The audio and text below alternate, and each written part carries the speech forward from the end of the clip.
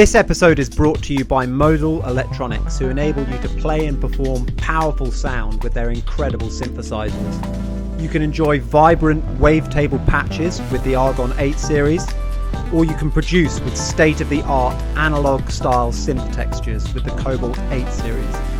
To check out Modal Electronics' incredible array of synthesizers, go to modalelectronics.com. Modal Electronics. Dare to sound different. I've always been so in love with anything musical, from, being young and discovering my favorite artist for the first time, to then growing up a bit and losing the whole genre thing and just loving anything and everything. I think I must have been, I was looking at yearbook thing of me yesterday, and I was 11 or 10. I was just leaving high school, and it was like, what do you want to be when you're older? Recording artist. What's your favorite thing? Music. What do you so I've just always been so obsessed, and I've always wanted to do what I'm doing now. Yeah, I love music. Yeah, well, I mean, you're definitely doing the right thing, because you're enjoying incredible success, and you're clearly extremely talented. But you mentioned just there, kind of discovering your favorite band. Was there a favorite kind of group and or someone that you appreciated above all others when you were growing up that's kind of been lost? Sounds like it's been lost now. No, one of my biggest, I think, inspirations growing up was an artist called Jill Scott. I don't know if you know her music. She's insane, and her pen flow and I remember listening to the music. My uncle was playing it. It was like a family gathering, and I was so young. And I was sat there and I was listening, and it was A Long Walk, and I was just like, wait, this lady's telling a poem in a song, in a story, and I'm just completely engulfed. And I devoured that whole album. It's called Who Is Jill Scott? Probably one of the most important albums in my life. But that was, I would say, one of the first ones I really latched to, connected to. Yeah. Has anything happened to Jill Scott? I just saw that she was trending on Twitter the other day, but I never actually saw what it was. Hopefully it's not bad news. Hopefully it was good news. No, I'm sure she's great. I check up on her quite regularly. I'm still a huge Jill Scott stan, and everything seems to be okay. Wait, let me just double check. Yeah, I think everything is okay. Yeah, she's all right. Yeah, she's just retweeting nice, friendly things. Life is good over there, I think. Good. But so how old do you reckon you were when you first heard Jill Scott? And were you already into music at that stage? And was she a huge part in terms of drawing you in further? Yeah, I think I was probably around 9 or 10 when I heard that specific song for the first time. Spoke to my uncle, was like, what's this? He's like, listen to this album. I used to come home from school and I used to put on albums and lock myself in a living room, and I would just dance and close my eyes for hours every day after school without fail. And it was just, I think, immersing myself in the details of each song. And Jill Scott was one of the first albums I did that to.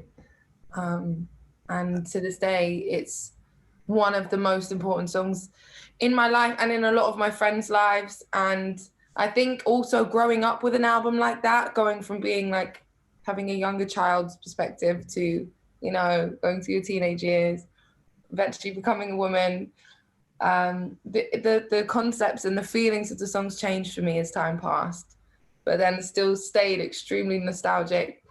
When you're a young kid and you're listening to people talking about love and you're like, what is this love? You're like, what is this? But it's a beautiful fairy tale thing, and then music, you know, becomes so like fantasy, and obviously it's just real life that Jill was so pleasantly, beautifully describing for us. Yeah, really encapsulating it. But yeah, I know exactly what you mean about when you're young, and it's sort of like it's almost just it's the music and not necessarily obviously not knowing exactly what they're getting at. Right. I remember kind of being told, oh no, love songs will mean something to you one day, you'll fall in love one day, and being like 8 years old and being like, no, I won't. So, you change that, your perspective definitely somewhat as the years go by. So you've chosen 5 songs, some of which are my favorite, some of my favorites. And, particularly one of the artists like Dionne Warwick, I've seen her live a couple of times. I absolutely love Dionne Warwick. I think she's a bit underrated. She is definitely underrated. Like we were in Vegas once, and she was playing in a venue which, I mean, it was probably like about 20 grand a ticket or something, but she was playing a venue with only 100 seats in. And it just looked like the most incredible thing. And they had all this security around her, but you could just hear that vocal tone that she's got is just beautiful. Fine. It is so good. I think she's insane.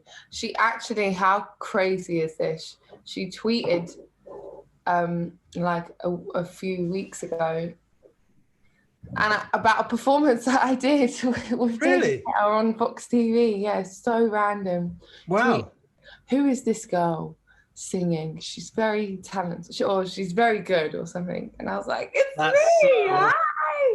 Wow. It was crazy. That's awesome, because I kind of heard that she was becoming quite active on Twitter. She'd tweeted Chance the Rapper in the weekend. She's so brilliant on Twitter. You need to just watch her. She's amazing. She's brilliant. Why did you choose the song Walk On By? I mean, obviously it's just a Stone Cold classic, I guess, but yeah. Are you a fan of hers in general? I'm a complete fan, and this song specifically for me ticks all my musical boxes and my lyrical boxes and my melody boxes. Like the string arrangement, when that comes in, I'm just floored. Every time I hear the song, it could be the first time I'm hearing it. I think it is one of the most beautiful, elegant songs, and what I love is the juxtaposition. I love that it feels hopeful and slightly warm and happy, but it's a really heartbreaking concept. I just think it is a phenomenal piece of music, and every time I put it on, my spirit is set on fire. I'm like, yes. I just never get. I think there's a few songs in this world that will never die for me, and that's one of them. It's one of the ones that you keep revisiting. Yeah. I mean, yeah. It is a classic, but I mean, there are so many amazing songs that she's on. And I mean, obviously, she is one of the biggest selling artists ever, but I do feel like she is a bit underrated in that it's not that often that she's been brought up when people have been discussing their favorite artists. But I should definitely be in my top 5 as well. Just on the vocal tone alone, just anything that she sings just sounds, I can't even quite capture it. So great.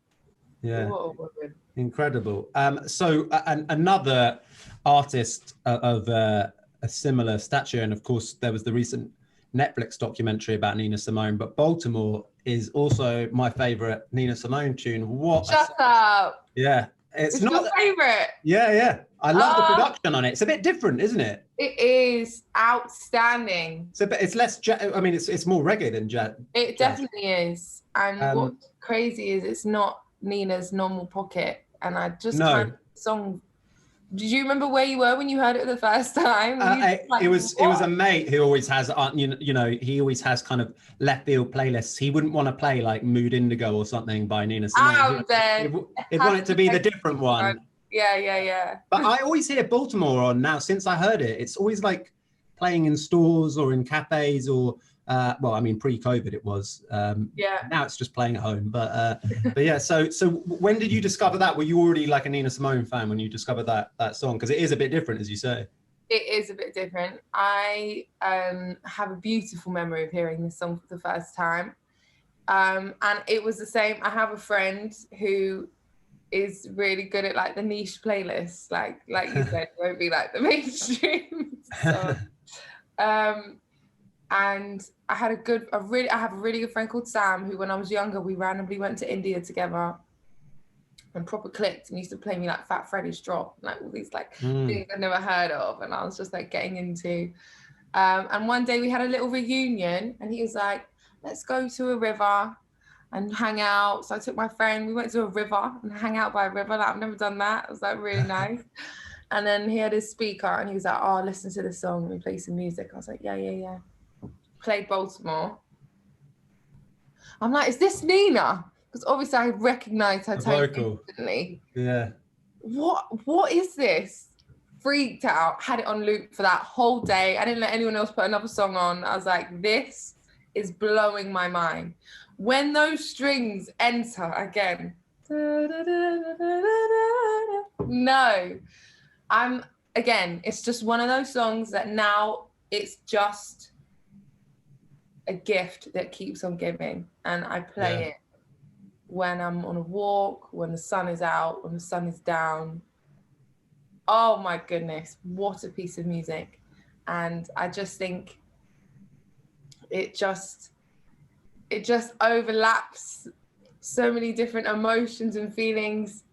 It can be whatever you need it to be in that specific point of time in your life. You know, I just love that song. Look at my smile. Like, I love that song so much. Yeah, it's an amazing song. And it's what I think it has become, like, it's one of the most played on Spotify, because I always thought it was quite niche. No way. I think a lot of people have discovered it probably through similar type of ways. And it waits so long before you get a hook. It waits so long before it goes into, oh, Baltimore. It's just loads of verse, loads of space. It's just riding. It's not trying too hard. It's effortless. Yeah. And then when she sings that Baltimore, ooh, ciao. So, I mean, it could keep on the kind of main verse groove forever. 100%. Because it is just that good. Beauty of it as well, isn't it? Yeah. You're not rushing to leave any sections. You're just indulged in them. Yeah, absolutely. So the one song I hadn't heard on here was Divorce. She is an insane, exceptionally talented artist. Her perspective on life and the way she tells stories, I really admire, and I think is very beautiful. Also, I think her music is just so pleasuring on the ear. I don't know if you should listen to that whole album. It's called Modus Vivendi. Yeah. Guilty Conscience is like the big banger, but it's so good. Everything's very classy. It's very tastefully done. But the reason I chose Divorce is because I think when I was in this place of listening to this music, when I found these songs for the first time, they literally wrapped a silk bow around everything I was feeling. And I think it's so simple, yet so indulgent and slightly complex. And I really respect that. And as a musician and as a writer, it just turns me on. This kind of song just turns me on. Every time I hear it, I'm like moved. I think it's beautiful. And I think it's bold and, you know, ballsy. And I really respect that. I just think it's a really great piece of art. When did that album come out? Modus Vivendi? It might have been, it's not an old album. I think it's a year, maybe it's just a little bit more. I mean, I've saved it now on Spotify. I want to give the whole thing a listen, and you should listen in order. It's really exceptional. It's a really great body of work. It got insane reviews across all. Yeah, 5 star, 5 star, 5 star. I feel like there's almost because to have missed that is, I think there's so much good stuff now. People always say there's like, oh, you know, there are snobs out there who say, oh, there's not any good music anymore. It's not as good as it used to be. I just think that's absolute bollocks. Look. There's so much good stuff. Much. It's actually impossible to keep up with it all. 100%. And we can all listen to it for a tenner a month. I mean, the thing I feel that's worst of all is all these talented people out there who can't tour. And, you know, obviously like the situation with Spotify and stuff, you know, you don't get the same kind of royalty rates as before with records. But yeah, I can't wait to listen to the whole album. It's so good. You'll really like it, I think. And what about JACKBOYS and Travis Scott? I mean, Travis Scott he's so good. I watched the documentary on Netflix about him because honestly, like my you know, hip hop I love, but it's more 90s hip hop or, you know, kind of early 21st century hip hop that I know better than the likes of Travis Scott. But, you know, he just came across so well in that documentary and so talented. And this collaboration with JACKBOYS, What to Do, you know, he's just super creative. He is. This was a couple of years ago now. He hasn't put anything out for a while. I think, right? yeah. I think he dropped something on that game. What's it called? Oh, Fortnite. Yeah, that was huge. Yeah, and some other bits, but I think this is like his last, like, most solid project. And you know what it is about Travis? I think he has found his world and his team of people. Like Mike Dean is all over this stuff, and he's one of the best synth wizards of all time, one of the best chord masters of all time.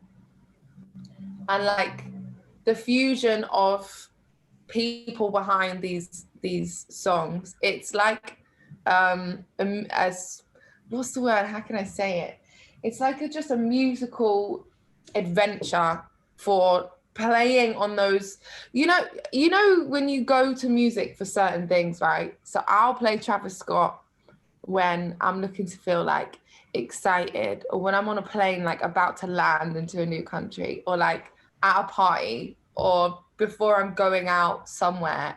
Yeah. It immediately turns on my like get excited about life button. Yeah. I don't know why. Right. And I hear these synths and it's, oh my goodness. Do you know, someone told me something really funny about DNA chords, that every specific human has a set of chord structures that really turns them on, and a set of chord structures that really turns them off. Yeah. But is it like in terms of, so the chord structures, so it's like if it's like 1, 4, 5, or it's not like necessarily the actual chord, it's like progression? Kind of both progression and both, like the chords, sounds, shapes, inversions that is to your taste. So like imagine, and this theory was tested and it was like really brilliant, because someone came to me and to another friend I know and was like, right here, I've made you chord sequences you're gonna love and chord sequences you're gonna hate, and played. I was like, love that. No, don't like that. So it's really brilliant. And I feel like Travis Scott makes songs on chord sequences and structures and patterns that I just love. You know, simple things like in What to Do, it's literally going from a D minor to an A minor, back to a D minor, back to an A minor. But it just feels gorgeous. And I have a song called Secrets in this chord sequence. And it's just, I don't know, it's just really nice. So that combined with the freedom that, huge, you know, so say again. I mean, Secrets has been quite an unbelievable success. That, and I mean, well.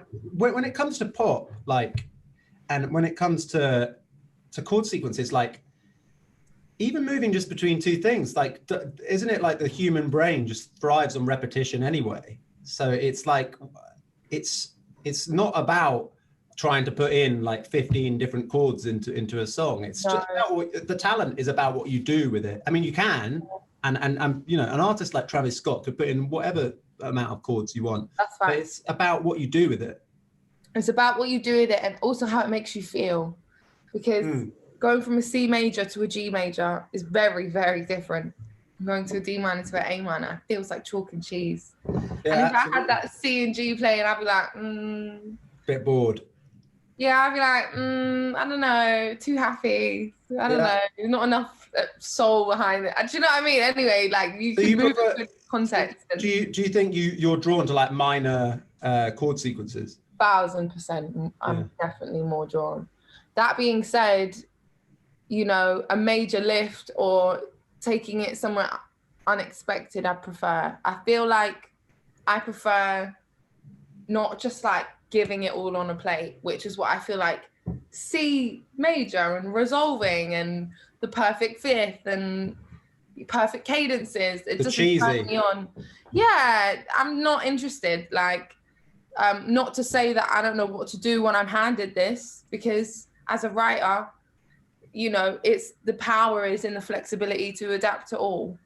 But so someone like Travis Scott, who is, you know, he's undoubtedly like really mainstream in terms of his success. Is you know, this is a guy being streamed billions of times, but his chords are not like that satisfying. Is there a you know, satisfying in that traditional way of like, oh, we're always going to resolve, or we're always going to use like major chord sequences? Yeah. Is there, so not satisfying in that traditional pop sense. Is there a pressure in terms of pop music to just, you know, resort to like vanilla and kind of cheesy chord sequences? or has that kind of been shaken up? Because I mean, people like Drake as well, I would say to a certain extent, like it's not like they're putting in like loads of different chords, but they're not exactly going, as you say, from C to G or doing anything super easy. It's always a bit weird musically. So has it kind of been shaken up, pop music, do you think? I definitely think so.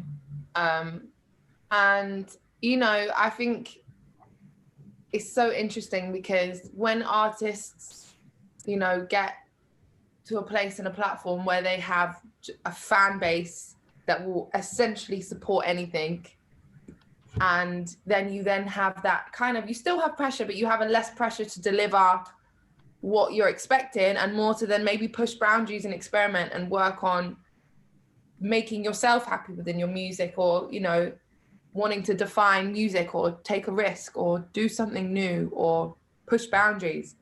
So I feel like this is what Travis does for a living, is he creates these soundscapes which are like slightly trippy, bass heavy, minor, dark, empowering.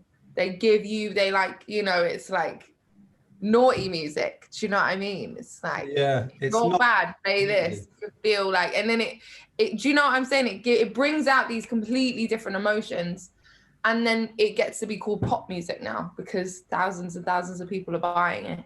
But it's not pop. It's not pop in the actual musical content, but it's pop in the success. Right. Yeah, absolutely. And that's what's crazy, is because now hearing a rock is like the new jazz, and rock is dead. And rap is the new rock star, and exactly is like the new like karaoke. Like, I don't know, like everything's been flipped. Yeah, it's just amazing. And dance has become the new pop in the UK right now. It feels like rock is not like rock bands, and I mean, there are people doing good stuff, right? But it feels like overall that it's, as a genre, there's less boundary pushing. Like someone like Travis Scott is doing, I mean, he's always wearing these like rock t-shirts. He's always wearing like Metallica and Pink Floyd and stuff. Yeah. He has quite a lot of dark elements to his music, but it's because he's incorporating so many different genres. You know, he's not just a straight up rap artist. It feels like maybe rock needs to rethink what it's doing, because I can't even remember the last time I saw a rock band in the top 50. The only person I can think of who's really pushing, making waves is like Youngblood, Machine Gun Kelly. But it's not, it's niche now. It used to be the shit. It used to be the the thing.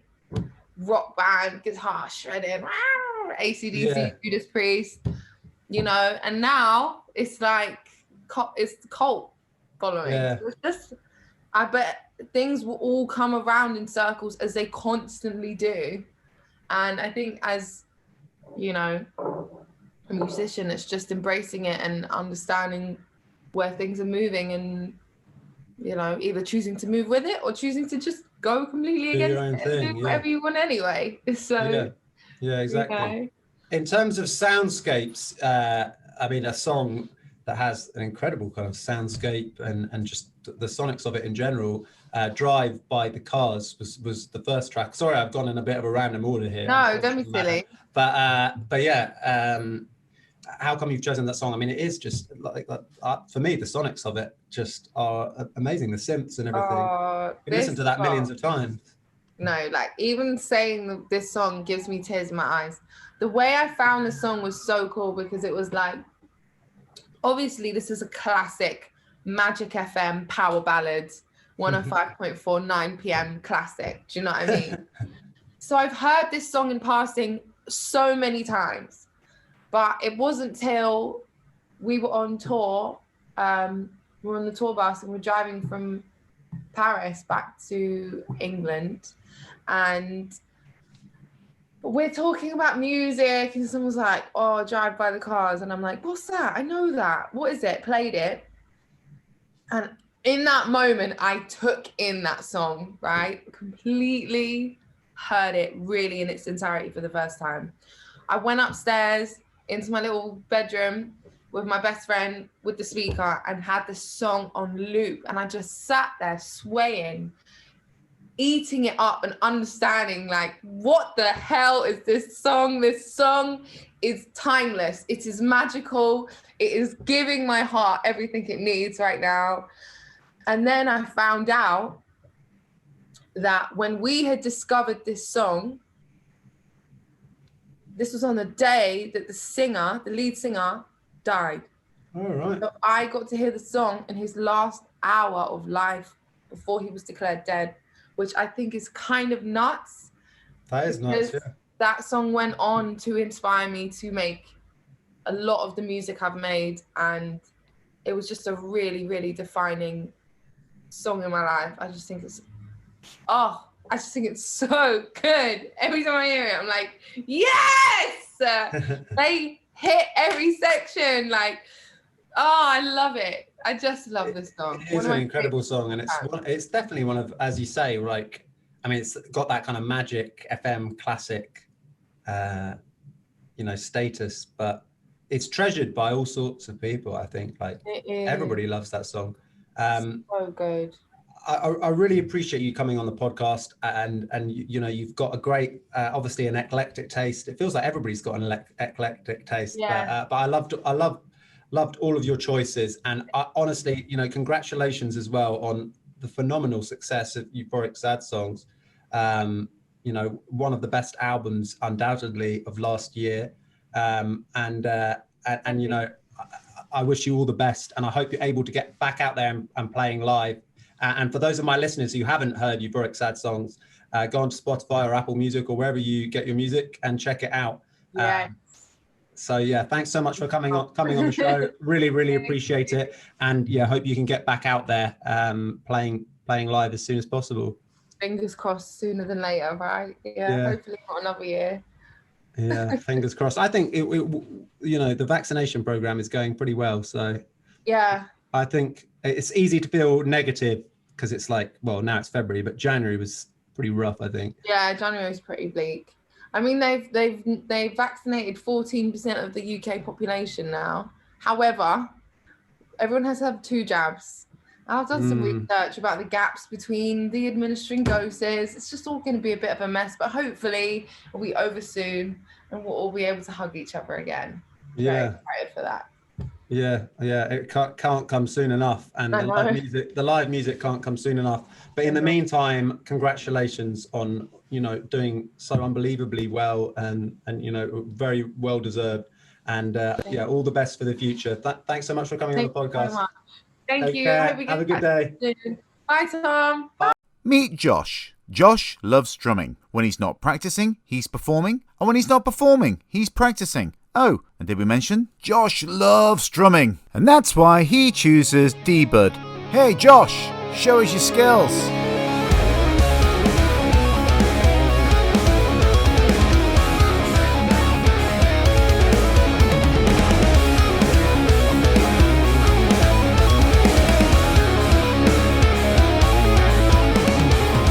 Thanks, Josh. Noise harms your health. Josh knows that. He also knows that gigs get very loud. D-Bud's volume slider means that he can slide from -11 decibels to -24 decibels in the flick of a switch. And that's why Josh loves D-Bud. The problem with cheap earplugs is that they often kill both the volume and the sound. The lower tones cut through the earplugs more than the higher ones. The bass overpowers the treble. There's an uneven attenuation of high and low frequencies, an unbalanced distorted sound. Yes, they protect your ears, but you get a muffled and dull sound experience. D-Bud isn't like that. Don't lose your hearing or peace of mind. Get D-Bud today. If you're enjoying the Greatest Music of All Time podcast, you can keep up to date with all of our latest episodes for free by subscribing. If you're watching on YouTube, the subscribe button is located at the top of the Tom Cridland YouTube page. It's also at the bottom right of any video that you watch on YouTube. If you're listening on an audio platform, such as Spotify or Apple Podcasts, you can subscribe at the top of the page.